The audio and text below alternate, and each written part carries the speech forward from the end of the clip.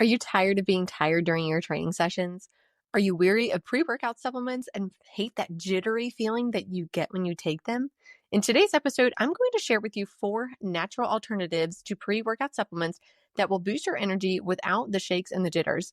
The best part is they're actually good for you. So grab a pen and paper and let's go. Tired of feeling exhausted after training? Confused about how to fuel your body without all the food rules? Welcome to Female Sports Nutrition, where I'll help you fuel strong, build muscle, and perform your best, all while breaking free from diet culture. I'm Kristen, a sports dietitian, trainer, and Jesus lover, and I'm here to help you fuel with freedom. Lace up your shoes, grab that smoothie, and let's jump in.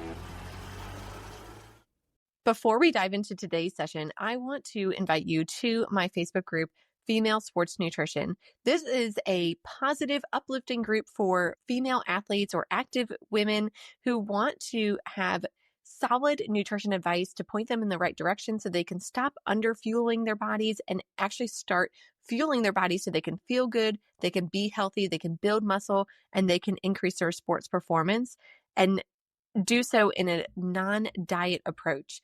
If this sounds like something that you are interested in and you want to have that supportive group of like-minded women, follow the link below so that you can join the Female Sports Nutrition tribe. And while you're there, you'll actually get a free gift just for joining. Just click the link below in the show notes. So I have a confession to make. I do not use pre-workout supplements.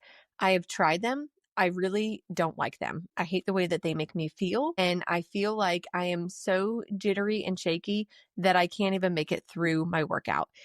And here's the deal. The research actually supports the way that I am feeling. The reason is because a lot of pre-workout supplements contain several hundred milligrams of caffeine. Some of them contain 300, 400 milligrams of caffeine. And research actually shows that when you take in that much caffeine, that you're shooting yourself in the foot. It actually can cause you to have worse performance because of the amount of caffeine that you're taking. So research shows that you should only be taking in roughly about 100 to 200 milligrams maximum of caffeine when you are going to work out. And that is going to give you the most benefit for your workout. Really, it boils down to about 120 milligrams of caffeine is the ideal amount. And do you want to know what contains 120 milligrams of caffeine? It's a cup of brewed coffee that you brewed at home. It's not a Starbucks venti coffee. It's not, a Monster coffee energy drink. It's just a regular old cup of brewed coffee that you make at home. And that is the number one of the 4 natural alternatives that I have for you on my list. You can do brewed coffee at home. You could also do just a tea bag. Black tea or green tea is fine as well. So basically, caffeine is going to act as a stimulant. It does boost alertness and reduces fatigue. And it can also enhance your performance by increasing adrenaline levels and improving your focus. I will say if you are sensitive to caffeine, this is probably not the best option for you. So if you know that caffeine causes some issues for you or it makes you really jittery, don't take this advice for the coffee.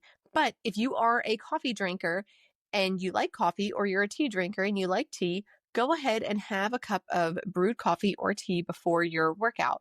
You want to have it somewhere in the neighborhood of about 30 minutes to an hour before your workout. The best part, I think, about having coffee as a pre-workout alternative is that you can actually add a protein powder to your coffee and it can kind of act as a creamer, and that's going to help as part of your pre-workout snack. So you want a little bit of protein, especially something that's going to contain some amino acids, which protein does, before your workout, because that gives your muscles a little bit of a fuel source during your workout. Number 2 on the list is Super Beets Sport. So Super Beets Sport is, I guess, technically a supplement, but it's really actually a food. So what it is it's a company that uses specific farmers who grow beets, and they test the soil to make sure that the soil contains specific amounts of nutrients to make sure that the beets contain the proper amount of nitric oxide within the beets. Nitric oxide helps to dilate your blood vessels, and that delivers more oxygen to your working muscles so that you get an energy boost for your workout. The great part about Super Beet Sport is that you can actually take it just for heart health. You don't even have to take it as a pre-workout. because it delivers more oxygen to your working muscles, it's going to deliver more oxygen to your heart. Your heart is a muscle. It's working all of the time, pumping blood throughout your body.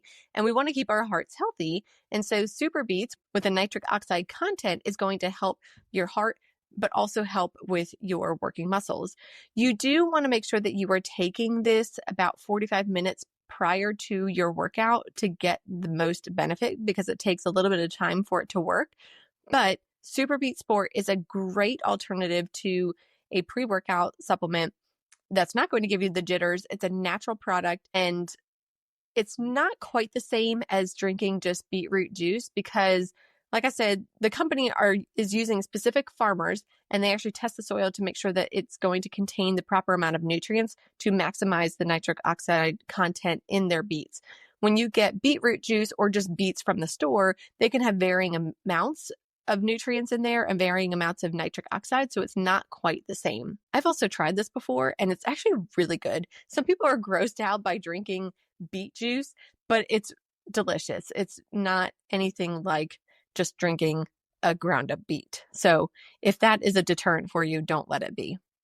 I will drop the link below for this so you know where to order it from. Number 3 on the list is just simply getting enough food throughout the day and making sure that you're having a proper pre-workout snack.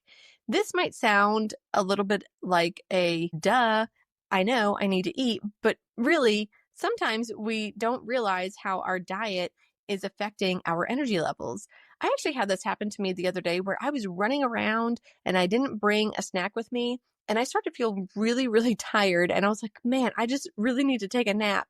But I came home, I ate lunch, and I actually felt way better within like 30 minutes of eating. And I was like, wow, this is kind of crazy because I tell people this all the time. You have to eat. But it was proven to me right then and there on that day, you don't eat, your energy levels start to drop off. So you want to make sure that you are eating consistently throughout the day. You want to make sure that you're eating within an hour of waking up. And then from there, count off every 2 to 3 hours, 4 at the maximum, for you to eat your next meal or snack. And make sure that every time that you are eating, you are balancing those meals and snacks. So you have to have at least a protein and a carbohydrate or a fat at each of your meals and snacks. But ideally, it would be a little bit more balanced than that. So a protein, a carbohydrate, a fat, a fruit, or a vegetable. I do have a podcast episode on this that you can check out, and I will drop the link below for you in the show notes so you can give it a listen, but it will help you to put together a nutrition plan for yourself so that you know what that looks like. So in addition to making sure that you are eating properly throughout the day, you also want to make sure that you are getting in a solid pre-workout snack. So a pre-workout snack, you don't want a lot of fat, but you want mostly carbohydrates and protein. So a good example of this would be to have a smoothie. So a smoothie that has some fruit, either some yogurt or some protein powder in there, and a little bit of milk. You blend it all up and you could just drink that 30 minutes to 60 minutes before your workout. Another option would be to have a turkey sandwich. That might sound a little crazy, like you're having a whole meal, but you could have a half of a sandwich. It doesn't need to be a whole big sandwich. You could also have a Cliff Bar, or you can have a higher protein granola bar, or like an RX bar would work as well. So ideally about 30 minutes to 60 minutes before your training session, depending on how sensitive your stomach is. But really, I want to reiterate that it is really important to make sure that you are eating enough over the course of the day. Because if you're not eating enough over the course of the day, what happens is you start to kind of dig yourself into this ditch and you wind up getting too low in the amount of food that you're eating. And then you can't really catch up, even if you do have a pre-workout snack. But the pre-workout snack is definitely important because it's going to help to top off your fuel stores. Number 4 is simply just getting enough sleep. So you want to make sure that you're getting those solid 7 to 9 hours of sleep at night. And you may be thinking, my life is so busy, I can't get in that much sleep. But I will tell you, you can if you prioritize it. So what I would suggest doing is thinking about what time you have to get up in the morning to go to work. You know, what time do you need to get ready and that type of thing. And then you're going to count back 7 to 9 hours from there. So you're going to know your body best and know what amount of sleep works best for you. For me, it's really 9 hours of sleep. So if I need to get up at 6:30, I'm going to count back 9 hours from there. So that means I need to be in bed by 9:30 if I'm going to get up by 6:30 a.m. So then what you need to do from there is figure out what steps do you need to take in order to be in bed by 9:30. So maybe you take a shower at night, maybe you do the dishes at night or clean up the kitchen. These are some things that I do. And so how long are those things going to take you in order for you to get in bed by 9:30? For me, it's probably about an hour. So that means by 8:30 is when I need to start doing those things so that I can get myself in bed on time. I get my kids in bed by 8 o'clock. So that really doesn't leave me a whole heck of a lot of time at night to do things like watch TV. Personally, I really don't watch TV. I rarely do it because I just don't have the time for it. And it's not something that is very important to me. And it's not really helping my life in any way. So I just don't do it. So if you don't have time to get in bed on time at night because you're watching TV, maybe that's something that you want to consider only doing that on certain nights, for example. So like I said, my kids get in bed by 8 o'clock. So by 8:30, I need to start cleaning up the kitchen, doing the dishes, taking a shower, so then I can be in bed by 9:30. Doesn't mean I'm going to fall asleep exactly at 9:30, but as long as I'm in bed by 9:30, then I will be in bed for a solid 9 hours, and that is good enough for me. So again, you can kind of figure out what works well for you. And of course, this isn't going to be a perfect solution the first time that you try it. Don't expect perfection, but progress is what we're looking for. So really trying to progress your way towards getting in bed at a decent amount of time so you can get the solid amount of sleep that you need. I promise you, if you get the amount of sleep that you need, it will be far easier for you to make it through your workouts, and you will actually have the energy to make it through your workouts because your body will have the rest and the energy and will have repaired and recovered well from your other workouts so that you are prepared for your next workout. If, let's say, you work out after you get off of work and you're just really tired after you get off of work and you're like, I just can't even go into that gym right now without something to give me an energy boost, and you don't want to do options 1 through 3 that I already gave you, what you can do is just take a 5 to 15 minute power nap in your car. I've totally done this and it totally works.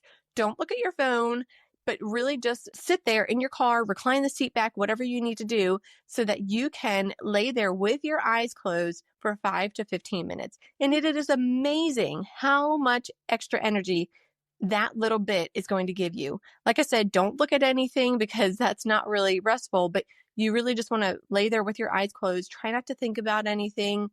Try to just kind of meditate, if you will, and get your mind off things. And I promise that will give you that little boost of energy that you're looking for so that you can have some good energy to make it through your training session. So let's recap here. Natural alternative number 1 is to just drink a cup of coffee or tea or green tea. Natural alternative number 2 is Super Beat Sport, and I will drop the link below for you. Natural alternative number 3 is to make sure that you're getting enough food throughout the day and getting a balanced pre-workout snack, and I will drop the podcast episode link for you below so you can listen in on that. And number 4 is to make sure that you're getting enough sleep and just take a little power nap before your training session. There are non-stimulant pre-workout supplements on the market. Personally, I have not tried them, so I can't speak to them. But if that's something that you have tried, please join the Facebook group and tell us all about it. Tell us your experience with it. And if you have any other suggestions, join the Facebook group and tell us all about it. Female Sports Nutrition. I will drop the link below for you in the show notes. Hey friend, if this podcast inspired you, encouraged you, or changed you, I would love for you to leave me a review and share it with a girlfriend who will find it helpful or inspiring. That is the best way you can thank me and help me share my knowledge so I can help more people just like you. I'm so thankful that you spent this time with me today, and I'd love to connect with you. Join my Facebook group, Female Sports Nutrition, or send me a DM on Instagram, or hop on over to my website, elitenutritionperformance.com. I'll see you back here next week.